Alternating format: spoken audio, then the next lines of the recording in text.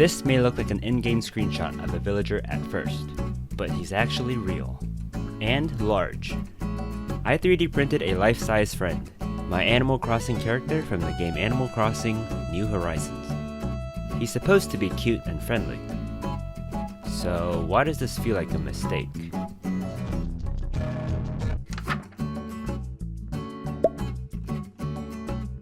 He doesn't do anything, but somehow we already have a complicated relationship. Welcome to Project Kwokcade. Today I'm going to be showing you how I planned, modeled, assembled, and painted this guy from start to finish. Here we go. Animal Crossing is one of my all-time favorite games and means so much to me.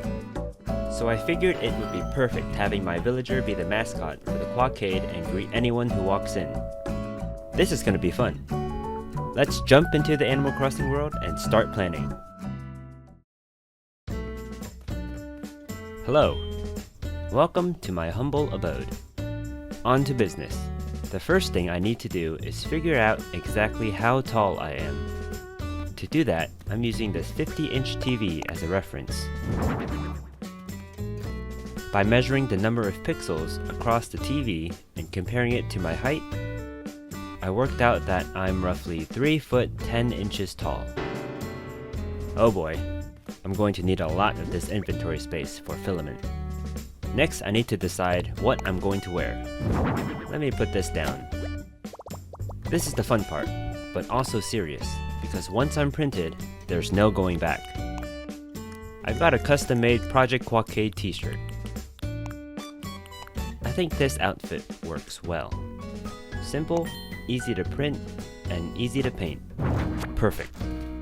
Now that we've got all that, let's head back to the real world and turn me into reality, shall we? Welcome back. Alright, let's get straight into designing him. I'm going to speedrun the modeling process in 60 seconds because I know this part can be boring for some of you. So start the timer. Okay, first I'm going to set the pose by moving the arm of the skeleton. Then I'll scale the villager to size. In this case, I'm scaling it by 7,000%. Wow. I'm going to use a powerful tool called Turbo Smooth, which adds more polygons to give the model a really smooth surface. Of course, it also messes a lot of edges, so I have to go back and fix those. Then I'll go ahead and model the eyes and mouth to make painting them a little easier later. Next, I'm going to slice the model into pieces that will actually fit on my printer. I separate it into legs, waist, torso, arms, head, and hair. I also added square holes here where I'll put wooden dowels in between pieces for extra structural support. The hair is going to be a whole separate build. I'm hollowing out the head to turn it into a fun secret storage compartment, and the hair will act as the lid. Kind of like a removable hat. And that's it! The model is fully prepped and ready to be printed. I'm going to print these with 4 wall layers because I'll be doing a lot of sanding later. Some of these pieces will take a long time to print, with some over 24 hours. Let's get started by printing the torso and waist first. Here they are. While the other parts are printing, I'm connecting these pieces using Gorilla Super Glue. It's important to be generous with the glue, making sure it gets into the holes and dowels for extra strength. This looks a little smaller than I was expecting it to be. Once assembled, I'm using Bondo putty to fill in the cracks and sanding it down until the surface is completely smooth. With the torso done, we can move on to the arms and legs. Luckily, they just barely fit into the printer's build plate. We gotta cover it with glue. The leg is secured firmly. Now we'll let that sit and dry. Or should I say, stand and dry. Moving on, let's print the parts for the head. The head is a bit more complicated, as it comes in a whopping 12 pieces. I'm using smaller wooden dowels for structural support. I start with the bottom 6 pieces first to make sure everything aligns properly. These are the 6 bottom pieces.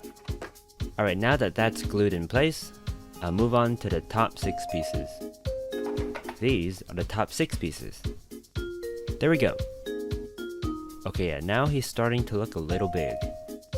Once the head is assembled, I'll apply Bondo putty and sand it down just like what I did with the torso earlier. Next, let's go outside. I'm using automotive primer to spray the whole thing. This gives me a crucial bonding layer for the paint that I'll apply later. And it also helps smooth out imperfections from the layer lines made by my printer. Basically, we want to drench the whole thing in primer. Once it dries, I'll sand it, apply another coat, and repeat the process a few more times until it's as smooth as possible. Patience is key here. Looks like all the pieces for the hair are done printing. The hair comes in 7 separate pieces, so let's go ahead and glue them all together. Here I am checking to see if the hair fits on the head. Success! It fits perfectly. I'll repeat the same process for the hair. Apply Bondo, sand it smooth, coat it in primer, sand it again, primer, sand, primer, sand, primer, sand. Okay, this is coming along really well.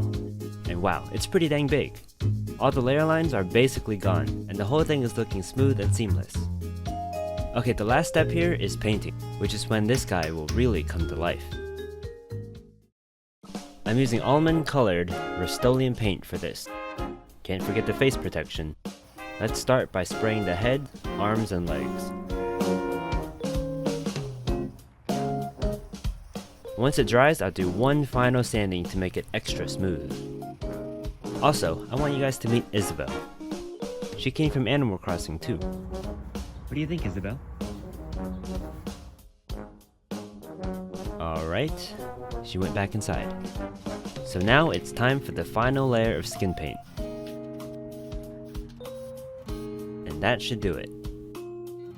Time for some painting with a good old paintbrush.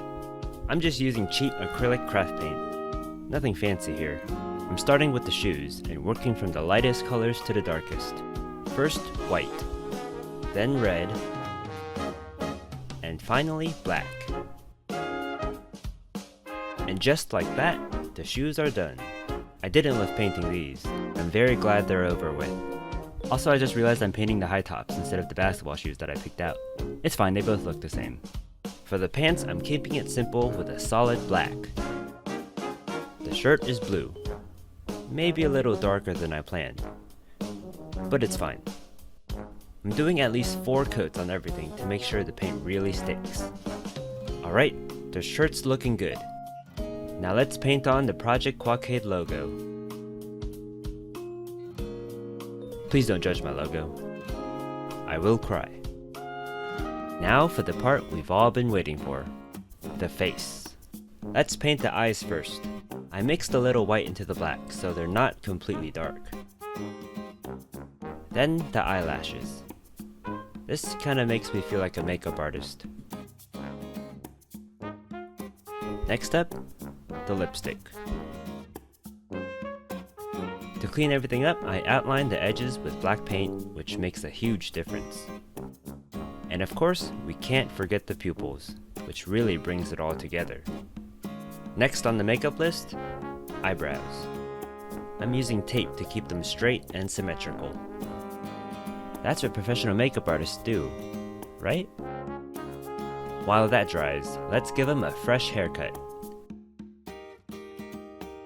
Check out this clean sideburn fade. I'm so glad my eyebrows aren't this bushy in real life. Okay, maybe they're a little bushy, but not this bushy. Let's peel off the tape and clean up the edges.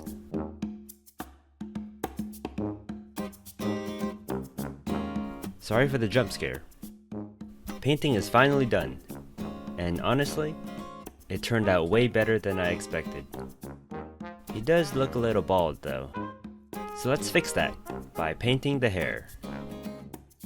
Alright, we're gonna need a lot of black paint for this one. The hair has these ripples, so I'm mixing in a little white and using some bigger strokes to give it depth. Blending this to make it look natural is pretty annoying. And my secretary here is absolutely not helping. I think I'm happy with this. We're finally done, and he's looking so handsome. He is my villager after all. There's just one last step to finish the project. Sealing everything so the paint can properly set. And now we wait for him to dry. Inside the head, I just filled the cracks with wood filler. Didn't even bother polishing this part because no one's gonna see it anyway. The build is finally finished.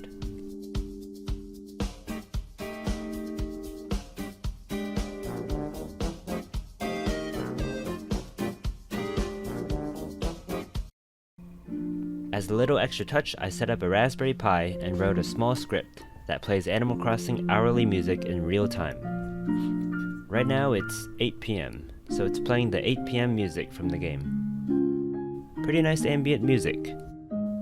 I won't get into the details here, but if you want to try something like this yourself, just look up Mood Audio Player.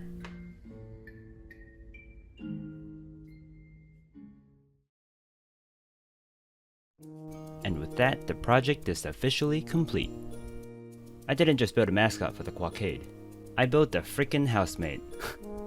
This thing ended up eating about 17 rolls of filament and weighing 40 pounds. Was it worth it? Heck yeah! If you enjoyed this build or found any part of it inspiring, feel free to leave a like and subscribe. Anyway, shout out to my 179 subscribers. I can't believe I was literally at 2 subscribers less than a month ago. You guys are amazing. Thanks for watching, have a quacktastic day, and I'll see you in the next project.